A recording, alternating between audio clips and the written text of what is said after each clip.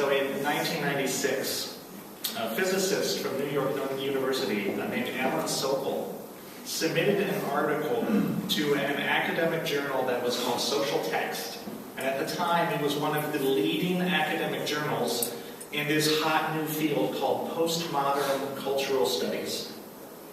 Now, Alan Sokal's paper on physics was called Transgressing the Boundaries Towards a Transformative Hermeneutics of Quantum Gravity. And it was, as near as he could achieve such a thing, 100% nonsense.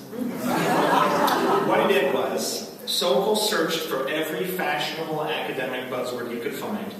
He strung them all together as incoherently as possible. And he stirred in some popular left-wing political theory just to give it a little pop. He argued, in as much as anything in his paper could actually be called an argument, that physical reality was, quote, a social and linguistic construct, i.e., we make it up. He argued that the so-called scientific method was no better than any other way of getting at the truth, and was in fact a tool of the man besides. Or in the language of his paper, he argued that science cannot assert a privileged epistemological status with respect to counter-hegemonic narratives emanating from dissident or marginalized communities. It goes on and on like that. He even threw in a few bad math puns for good measure.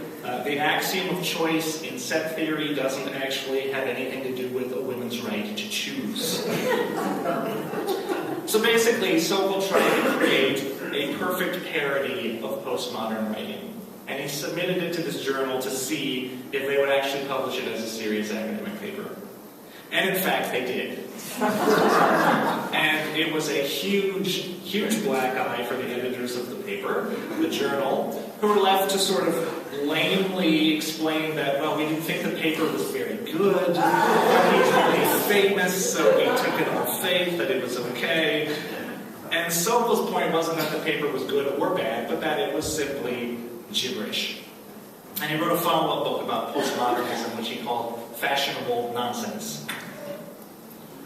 So this month, we've returned to our monthly investigation of each of our 7 principles. And January is devoted to our 4th principle, which says we covenant to affirm and promote a free and responsible search for truth and meaning. So, why am I talking about postmodernism? Right? What does such fashionable nonsense have to do with Unitarian Universalism? If postmodernism teaches that there's no such thing as reality, that it's made up, and no such thing as truth, then it doesn't seem like postmodernism has much help to offer us in a search for truth and meaning, other than maybe to tell us not to bother. Because after all, if all beliefs are equally true, and all actions are equally good, then my search for truth and meaning might as well begin and end on my living room couch. I'll make up a religion called football Cheetoism and call it good. That's where you watch football and you eat Cheetos. Hallelujah. Now, postmodern is actually a word that gets used in a lot of different contexts, and it has a lot of different meanings. But postmodern philosophy does not, except in maybe its silliest forms, and let's admit there's some silliness in academia, but except in its silliest forms, it doesn't really claim that reality does not exist. And it doesn't claim that all beliefs are equally true. What it does bring to the table, which I think may be of interest to us in our search for truth and meaning, is a very strong skepticism about any claim that we personally make to know universal truths. Truths that are true for all people. Truths that are true in every place and in every time. And truths that all reasonable people would agree with if only we were to present it to them. I've given you the truth. You're a reasonable person. Why don't you agree with me? Postmodernism is skeptical about that claim. What postmodernism says really is that we don't have, no one has, what I'll call a God's eye view of reality. Like we're up above reality looking down on its totality. We never apprehend reality directly, as though we're just sort of soaking it in, what's really real, like Emerson's transparent eyeball, if they made you read that in English class. That doesn't mean that reality doesn't exist, and it doesn't mean that we're not perceiving it when we perceive things, but it means that we always perceive reality through a set of filters. That is essentially the postmodern statement about the life that we lead, that we always perceive reality through filters and we can't get away from that. So we have to first turn the things we experience into words, or at least concepts if we're visual thinkers. And those words and concepts are given to us by our culture. And we have to then place our words and experiences into the larger context of how we understand the world and our place in it. And we have to reconcile our experiences with all the things we already think we know are true. We don't perceive them in isolation. We have to take them and fit them into the schema that we already have. And those filters and that schema are products of a lot of particular things, postmodernism would say. Our society, our culture, our class, our gender, our race, our educational background, and on and on. So by the time an experience has been run through all of these filters, and it's been made available to us, our conscious ego self, our I self, to actually think about it and reflect on it and put it to use, it isn't so obvious whether what we're experiencing is really real, pure reality, or whether it's a socially constructed reality, because it's been run through all those socially constructed filters. That's the postmodern insight, and that's the sense in which postmodernism would say, your reality, not reality, but your reality, is a social construct. So let's give a religious example, since we're in church. Many people report having sudden and unbidden mystical visions of one kind or another at some point in their life. Let's say you experience a feeling of sudden peace, of lightness and expansion. You feel like you're losing your personal boundaries. You might hear a vision. You see a vision. You might hear a voice. You might feel deeply connected to all things. You might feel like you're leaving your body. You might feel like you're seeing your body from above. If you read William James's The Varieties of Religious Experience, it includes this really remarkable catalog of all of these mystical experiences reported by completely ordinary people at some point in their life. So how you're going to interpret an experience like that is going to be very, very different depending on whether you're, say, a Buddhist meditating in a monastery, or a Catholic who knows someone who personally had the Virgin Mary appear to them once upon a time, or a fundamentalist prayer warrior who does regular battles with demons, or a scientist who once read an article about scans of brain activity during religious experience and kind of even remembers where in the brain that happens. That's going to color the experience as you experience it, and it's going to color what you report about it. And so it isn't always so easy to say, first we have the experience, and then we sort of interpret it. It might be the case that our filters are constructing the experience as we experience it. And so, postmodernism is not skeptical about whether there is such a thing as a reality. It is skeptical about our ability to think and say true things about reality that get away from our own filters. And when it hears other people say so-and-so is true, it wants to know about their filters. And when it reads in a book that so-and-so happened, it wants to know about the author's filters, and so on. It's skeptical about our ability to get outside of our filters and say, this is true for all people for all time. It is skeptical of what are sometimes called grand narratives, right? Stories created by a specific set of people in a specific time and place that supposedly tell the whole story for all of us about whatever it is that they're talking about. What it means to be human, how the economy works.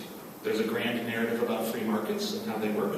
What the American experience was, what progress means, and so on. These are all narratives that we receive about how things are.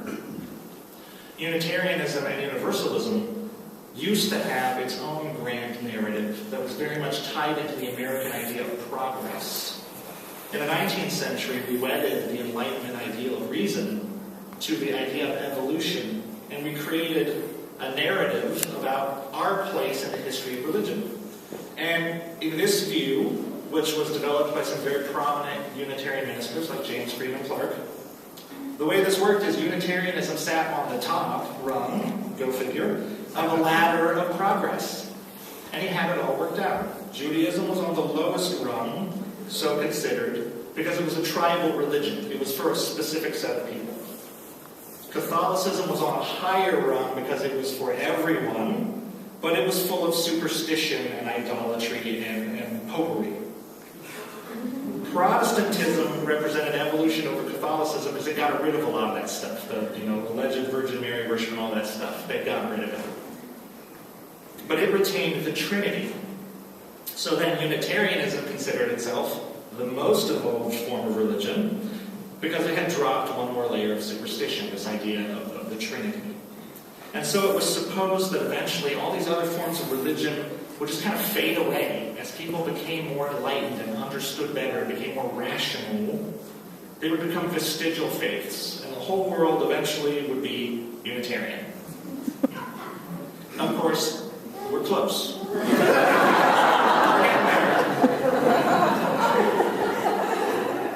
And of course, later on, the humanists played a dirty trick on some of the Unitarians, and they said, well, we're going to add another layer of refinement and just let go of the idea of God entirely. We're on a higher run. Boom. And in the Humanist Manifesto of 1933, they confidently asserted, well, now it's time for the whole world to become humanist. So nowadays, of course, Unitarian Universalists are not waiting for the Jews to stop being Jewish or the Muslims to stop being Muslim. And in fact, many people come to Unitarian Universalism from other faith backgrounds, and far from having their religious identity displaced or replaced, they describe themselves in terms of a hybrid, hyphenated identity, like you humanists, or you Buddhists, or you Christians, or what have you. We've replaced the grand narrative of progress and the idea that there would be one final religion for the whole world with a celebration of religious pluralism. And we do that not because we don't believe in truth, but in part because we believe religious truth, truth about life, the universe, and everything, right? Truth about what it all means and what we all ought to be doing. Like that elephant, it's too big for any one of us to get our hands around. And so we've stopped trying to find one truth that everyone will agree to if only they were rational. We've dropped that project. And instead we've hit upon the idea as a religious body that we're going to do religion freely, individually, together, and share our results. So in that sense, we could perhaps be described as a postmodern religion. Let me give a second example of filtering, talking about what it all means and what we ought to be doing. This example of filtering is related to our interest in social justice.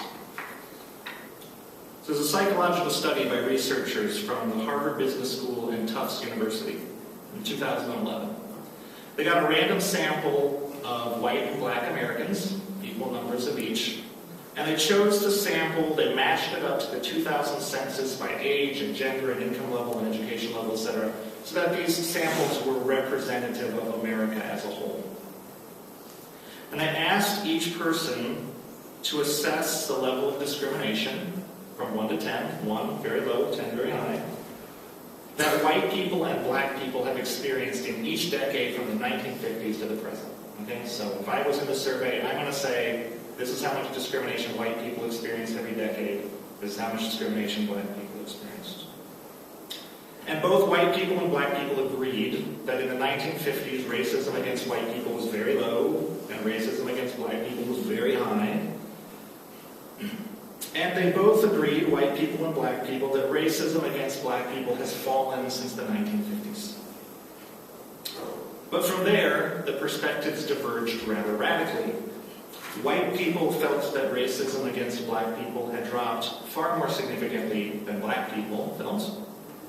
And, rather amazingly, white people surveyed felt that racism against white people has risen so dramatically that it now constitutes a bigger problem than racism against black people. They have the lines going like this. Repeat.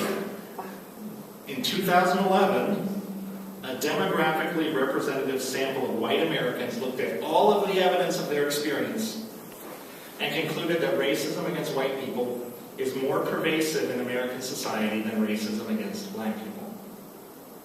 Now, a silly parody of postmodernism would say something like, well, all truth is relative, so each claim about racism is just as valid as the other person's claim. That would be sort of a caricature.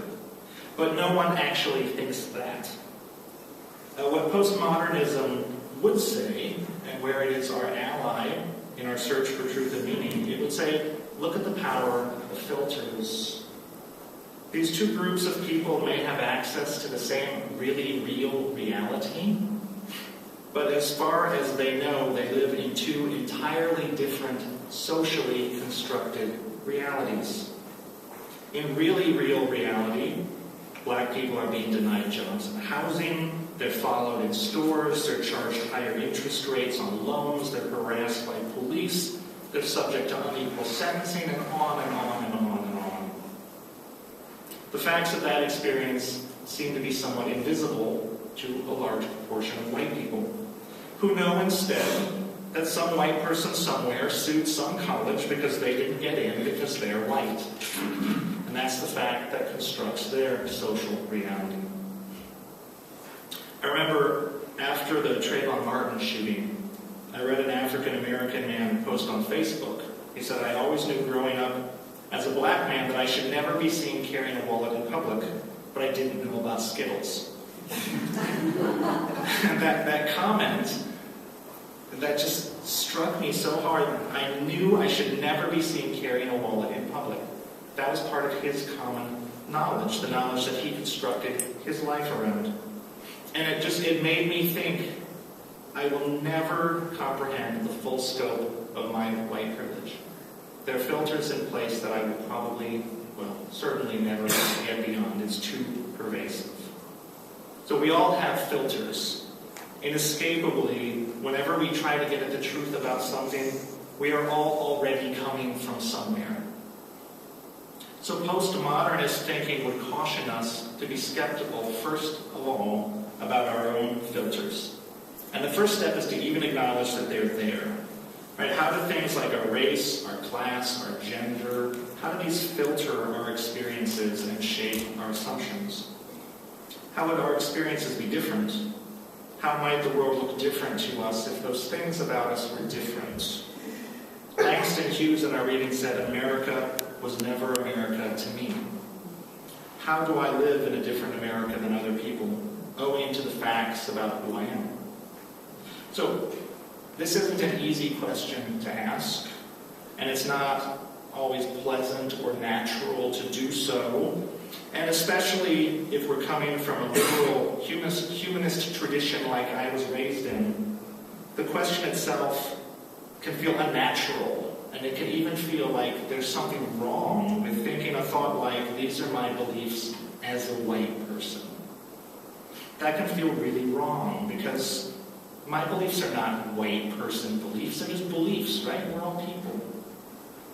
But thinking of yourself as not having a color is actually a privilege of being a white person in America. It's a privilege of being a member of a majority culture, of a dominant majority. And it's an illusion that anyone is just people. Postmodernism would challenge us to be very skeptical about the idea that as truth seekers, any of us have gotten very far away from our own biography and how we are situated in society. The things you believe, it would caution, may be more socially constructed than you think. And so a responsible search for truth and meaning means taking your filters into account.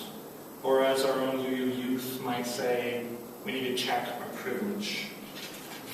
And that requires careful listening to one another. So we started this church year in September talking about practicing hospitality and welcoming everyone to our table.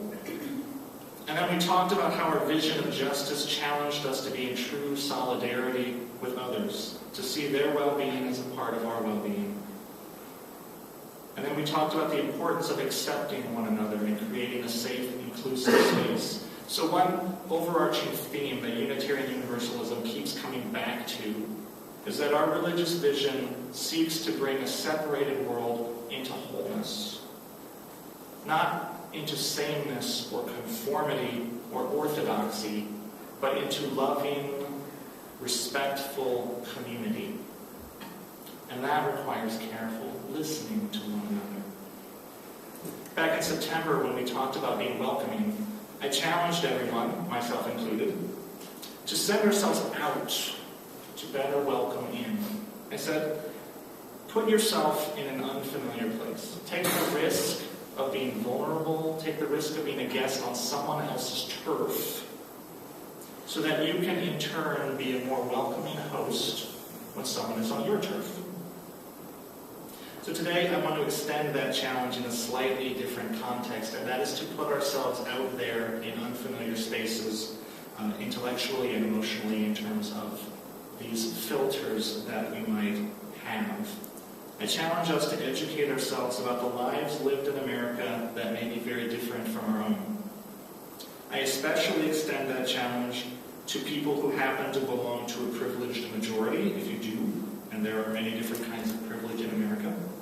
And the reason is because if you're in a position of privilege, it is perhaps easier to be unaware of your own filters and the extent to which that privilege has impacted your life. The easiest way to start doing that is just to seek out places where other voices can be heard. It might be as easy as getting on the internet these days.